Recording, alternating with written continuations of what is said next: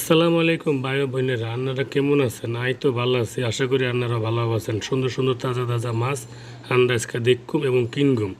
দেখে দেখে বাসে বাসে দেখুম যেন কোনো সমস্যা না হয়, বুঝিনি কেন? ইয়ানো দেখতে হাইতেছেন আপনারা রুই মাছ, কাতল মাছ, ইলিশ মাছ, বড্ড বড্ড কত সুন্দর সুন্দর ইলিশ মাছ আমিও দুবা কিনছি। তা আমি আর চলে গেলাম পেঁয়াজের বাজারও যাই দেখি পেঁয়াজের দাম বাড়তি। 120 টাকা কেজি পেঁয়াজ আর 60 টাকা কেজি আলু, রসুনের কেজি 200 টাকা। এইভাবে হইলে আমরা কেমনে বাজার সদাই করগুম? কারণ আঙ্গ তো বেতন বাড়ানো, সব কিছুর দাম বাড়ে যাইতেছে, মধ্যবিত্ত ফ্যামিলির চলতে সমস্যা হয়ে যাইতেছে, বুঝছেন কেন? আমি জানি না আপনারা কিয়া করে করেন, আই তো সমস্যা হইতেছে, আর আই চলতে ফিরতে কষ্ট হয়ে যাইতেছে।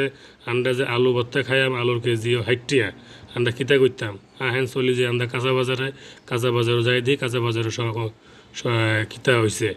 এই আরও দেখতে আইতেছেন আমরা সুন্দর সুন্দর কাঁচা বাজার, একদম তাজা তাজা কাঁচা বাজার দেখতে হাঁটতেছি। কিছু কাঁচা বাজার কিনতে আইছি, ইয়ানো দেখতেছি শশার কেজি 80 টাকা, লেবুর আলি 30